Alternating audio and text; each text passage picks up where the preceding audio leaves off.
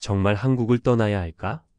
많은 60대 부부가 은퇴를 앞두고 혹은 막 은퇴한 시점에서 가장 많이 하는 고민이 바로 이겁니다. 이 돈으로 한국에서 살 수 있을까? 퇴직금이 1억, 2억 정도 남았다고 해도 한국의 생활비와 의료비, 갑작스러운 지출을 감당하기가 생각보다 만만치 않다는 걸 다들 알고 계시죠? 사실 요즘엔 어디서나 이런 한숨을 듣습니다. 아파트 관리비만 해도 30만 원 넘는데 이 돈으로 몇 년이나 버틸까? 애들한테 손 벌리기도 싫고 그렇다고 노인 일자리도 한정돼 있고 그러니 많은 분들이 해외에서의 삶을 진지하게 고민하기 시작했습니다. 특히 오늘 이야기할 1억으로 평생 살 수 있다는 해외 은퇴지 이야기는 꿈 같은 소리 같으면서도 실제로 떠난 사람들이 있기에 더 설득력이 있죠. 먼저 이런 선택을 한 60대 부부의 사례를 한번 들어보세요. 첫 번째는 경기도에서 작은 음식점을 하다 62세에 문을 닫은 박씨 부부 이야기입니다. 퇴직금과 가게 정리금으로 손에 쥔 돈이 딱 1억 500만 원이었어요. 처음엔 이걸로 전세 구하고 알뜰살뜰 살자 했는데 집 구하고 나면 남는 돈이 거의 없는 겁니다. 두 분이 계산기를 두드려 보니 의료비나 관리비, 공과금까지 포함하면 월 200만 원이 최소 필요했어요. 연금이 월 80만 원 남짓이니 매달 적자. 결국 고민 끝에 선택한 곳이 바로 태국 치앙마이였습니다. 치앙마이는 월세 20만 원대 깔끔한 원룸이 많고 식비도 둘이 한 달 40만 원이면 충분했대요. 무엇보다 따뜻한 기후와 저렴한 의료비가 결정적이었습니다. 박 씨 부부는 1억 중 일부를 환전해 집 보증금과 초기 정착비로 쓰고 나머지를 예금으로 돌리면서 매달 6,080만 원만 써도 풍족하다고 말합니다. 한국에선 매달 마이너스였는데 여긴 남아요. 이 한마디가 마음을 울리더군요. 두 번째 사례는 부산 출신 64세 이씨 부부입니다. 이분들은 평생 열심히 살았는데도 자식들 뒷바라지하고 남은 게 1억 조금 넘었어요. 한국에선 전세 얻으면 생활비가 없어지는 구조였죠. 이씨 부부가 선택한 도시는 필리핀 바기오. 왜냐면 마닐라나 세부보다 물가가 싸고 치안이 상대적으로 안전하며 선선한 기후가 마음에 들었다고 합니다. 현지에서 월세 1,520만 원대 소박한 단독주택을 빌리고 가사 도우미까지 월 10만 원에 쓰면서 생활 수준을 높였습니다. 식비도 두 사람이 한 달 4,050만 원 정도. 남은 돈을 적금처럼 분할했으니 1억으로 15년 넘게 살아도 충분하다고 계산했대요. 물론 환율과 물가 변동을 대비해 일부는 달러로 바꿔두고 현지 통장도 만들었습니다. 한국은 돈 걱정뿐이었는데 여긴 마음이 편해졌어요. 이 말이 굉장히 인상 깊었습니다. 세 번째는 유튜브에서 화제가 된 한 60대 남성의 사례입니다. 이분은 수도권 아파트를 팔고 남은 돈이 1억 남짓이었는데 한국에서 원룸으로 옮겨가며 살 자신이 없었다고 합니다. 한국 생활비가 너무 많이 나가니까요. 그래서 선택한 곳이 베트남 달랏이었어요. 이곳은 고산지대라 1년 내내 선선하고 서양인 은퇴자들도 많이 사는 동네라 생활 인프라도 좋습니다. 현지에서 월 15만 원 정도면 스튜디오 아파트를 구할 수 있었고 한 달 생활비는 50만 원 정도. 한국식 병원도 있고 치과 진료비는 한국의 15 수준이라 큰 부담이 없었다고 해요. 이분은 남은 1억을 현지 계좌와 한국 계좌로 나눠서 환율 리스크를 분산하고 생활비로 조금씩 빼서 쓰는 계획을 세웠습니다. 한국 떠나기 전엔 막막했는데 지금은 매일이 여행 같아요. 이분의 표정이 정말 밝아 보였습니다. 그렇다면 전문가들은 이런 1억으로 평생 살 수 있다는 이야기를 어떻게 볼까요? 첫째, 환율 변동과 물가 상승을 과소평가하면 안 된다고 경고합니다. 1억이 오늘은 충분할 수 있어도 10년 뒤엔 다를 수 있죠.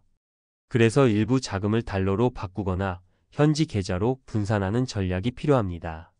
둘째, 의료 인프라를 반드시 확인하라고 조언합니다. 가벼운 질병은 싸게 해결되지만 큰 병이 나면 현지에선 한계가 있으니 한국이나 근처 대도시의 병원까지 고려해야 한다는 거죠. 셋째, 언어와 문화적 장벽도 문제입니다. 싸니까 간다만 생각하면 외로움과 갈등에 시달리게 된다는 걸 경고합니다. 따라서 최소 12개월은 단기 체류로 먼저 살아보고 결정하라는 이야기를 많이 합니다. 이렇게 실제 사례를 보면 60대 부부가 단돈 1억으로도 해외에서 평생 살 수 있다는 게 허황된 말만은 아니에요. 하지만 그건 철저한 계획과 현지 적응력, 의료 환율 리스크 관리가 전제되어야 가능한 일입니다. 마지막으로 여러분이 지금 이 글을 읽으며 한숨을 쉬고 계시다면 그건 부끄러운 게 아닙니다. 한국 사회가 노후 준비를 개인 책임으로만 떠넘긴 결과이자 많은 은퇴자들이 공유하는 현실적인 고민이니까요.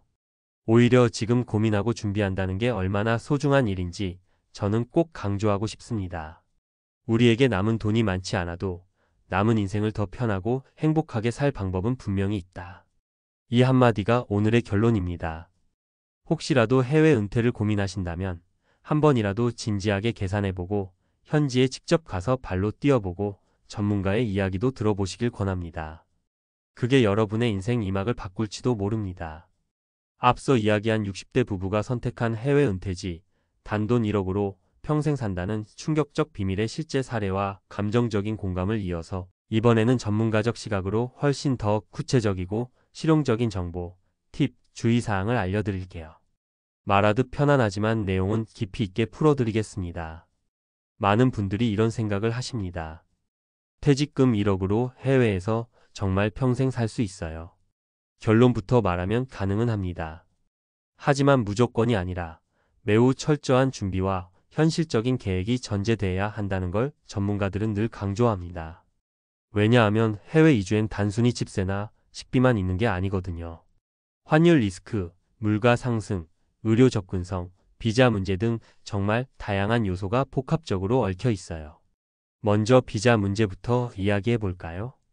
많은 동남아 국가가 은퇴자, 비자 리타이어먼트 비자를 제공합니다. 태국, 필리핀, 말레이시아 등이 대표적이죠. 예를 들어 태국의 경우 50세 이상이면서 현지 은행 계좌에 약 80만 100만 바트 약 3천만 4천만 원을 23개월 이상 예치하면 은퇴 비자를 받을 수 있어요. 하지만 이 금액은 달러나 원 환율이 오르면 훌쩍 늘어날 수 있습니다. 필리핀의 SRRV 은퇴 비자도 예치금 조건이 있고 신청 수수료가 1,000달러 이상 들어갑니다. 말레이시아의 MMEH 비자도 요건이 까다로워졌고 최근 몇 년간 정책이 계속 바뀌었어요. 즉 갈 수는 있지만 미리 요건을 확인하고 준비하지 않으면 비자 불법 체류자가 되는 리스크가 있다는 거죠. 비자 요건은 국가마다 또 해마다 조금씩 달라지니 대사관이나 공식 홈페이지에서 꼭 최신 정보를 확인하셔야 합니다. 두 번째는 환율 리스크입니다. 많은 분들이 한국 원화를 그대로 들고 나가서 쓴다고 생각하세요. 그런데 한국 원화가 갑자기 약세로 가면 해외에서 쓰는 돈이 늘어나죠. 예를 들어 한 달러가 1,200원일 땐 100만 원이면 약 830달러를 쓸 수 있었는데 1,400원이 되면 약 710달러밖에 못 씁니다. 매달 100달러가 줄어드는 거예요. 그래서 전문가들은 이렇게 권합니다. 일부는 달러로 바꿔서 환율 변동에 대비하세요. 현지 통장을 만들거나 달러 예금을 나눠서 준비하는 게 안전합니다. 특히 해외 장기 체류라면 환테크라고 불리는 달러 자산 분산이 필수예요. 세 번째는 물가 상승입니다. 지금은 월 50만 원이면 충분해요. 라고 해도 5년 뒤, 10년 뒤는 다를 수 있어요. 동남아 국가들도 성장하면서 물가가 오릅니다. 태국 치앙마이의 경우 코로나 이전엔 원룸 월세가 10만 원도 가능했는데 최근엔 20만 원 넘게 올라갔습니다. 식료품도 점점 수입 의존도가 높아지면서 오르는 추세예요. 그래서 전문가들은 이렇게 말합니다. 1억을 나누어 쓰는 계획을 세울 땐 매년 물가 35% 상승을 가정해서 계산하라. 단순히 오늘의 비용이 아니라 10년 뒤에도 감당 가능한가를 시뮬레이션해 보라는 거죠. 네 번째는 의료 문제입니다. 한국의 장점이 뭔지 아세요? 싸고 질 좋은 의료 서비스입니다. 동남아가 의료비가 싸다고 하지만 경증 진료 기준이에요. 큰 수술이나 만성질환 관리는 한국이 훨씬 낫습니다. 예를 들어 필리핀에서 맹장 수술을 하면 공립병원은 싸도 대기 시간이 길고 위생이 불안할 수 있어요. 사설 병원은 수백만 원이 듭니다. 그래서 전문가들은 이렇게 조언합니다. 가벼운 진료는 현지에서 해결하고 큰 수술은 한국 귀국을 고려한 보험을 유지하라. 실제로 장기 거주자들은 한국의 건강보험을 유지하거나 해외 치료 특약이 있는 민간보험을 유지합니다. 그 다음은 문화와 언어 문제입니다. 은퇴 이민에 실패하는 이유 1위가 뭘까요? 돈이 부족해서가 아니라 외로움 때문입니다. 현지 언어가 안 통하고 한국 음식이 그립고 문화가 달라서 적응을 못하는 거예요. 은퇴 전 12개월 정도 단기 렌트로 살아보고 정말 살만한지 느껴보라는 이유가 여기에 있습니다. 특히 부부가 함께 갈 경우 한 분이 적응을 못하면 다시 귀국할 수밖에 없는 경우가 많습니다. 그리고 현지 교민사회가 활성화된 지역인지, 한국 식자재가 구하기 쉬운지, 한국인 의사가 있는 병원이 있는지 이런 세부 정보까지 꼭 확인하셔야 합니다. 실제 전문가들이 권하는 준비 팁을 정리하면 이렇습니다. 첫째, 반드시 한 달 예산표를 만들어 보세요. 현지 월세, 공과금, 식비, 교통비, 통신비, 의료비를 상세하게 시뮬레이션하는 게 중요합니다. 둘째, 환율 리스크를 분산할 달러 계좌나 해외 송금 루트를 마련해 두세요. 셋째, 의료보험 문제를 해결하세요. 한국 국민건강보험 자격 유지 요건이나 민간보험 가입 여부를 체크하고 현지 병원 네트워크를 조사해 두세요.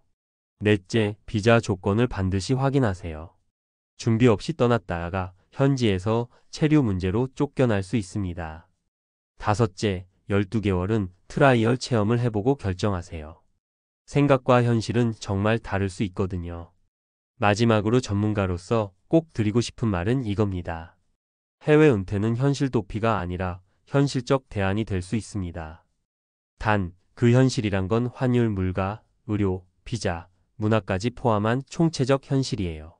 무턱대고 싸니까 간다 하면 오히려 돈을 다 까먹고 한국으로 돌아와야 하는 경우가 허다합니다. 하지만 이 사례처럼 꼼꼼히 준비하고 현지 생활을 적응할 수 있다면 단돈 1억으로도 충분히 여유 있고 행복한 노후를 보낼 수 있습니다. 은퇴는 끝이 아니라 두 번째 인생의 시작입니다. 그 시작을 해외에서 한다면 더 철저한 준비가 필요합니다. 여러분이 오늘부터라도 나에게 맞는 해외 은퇴지를 진지하게 탐색하고 계산하고 계획을 세우길 진심으로 바랍니다. 그게 바로 여러분의 남은 인생을 지키는 가장 확실한 보험이니까요.